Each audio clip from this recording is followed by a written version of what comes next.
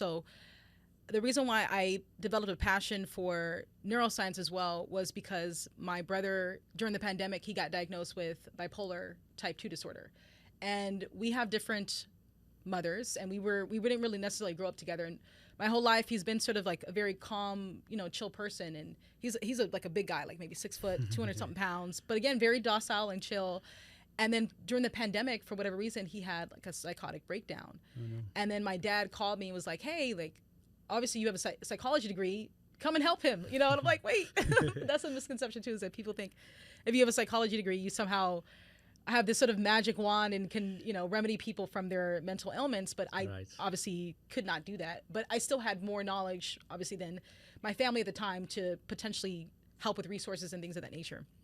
And at the time, I was actually very anti-pharmaceutical medication because I felt like, maybe there's so many side effects and people get addicted, da, da, da, da. And then so I actually stayed in Detroit for 3 months during the pandemic to help my older brother out.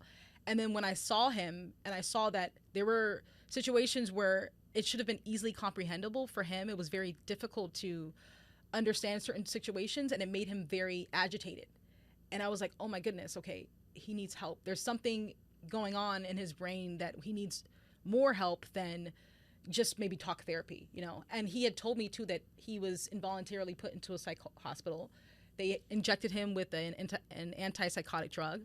He ended up having very, very severe side effects to the extent that he had involuntary muscle movement. And so this is known as tardive dyskinesia. If you have like really severe side effects from antipsychotic medications, you have what is known as tardive dyskinesia. So I like scour the internet looking, how, like, what receptors in the brain, and that's when science started to become more interesting to me, when it became relatable, when it became something that I could use as a tool to help others. But before, it didn't make any sense. So that's actually what was my interest and passion and segue into science. Initially, this sort of mental health sphere, and now I study epilepsy, and I study epilepsy in predominantly Hispanic communities. And my passion is to help people of color too as well, because we're obviously very underrepresented in science, underrepresented in health fields.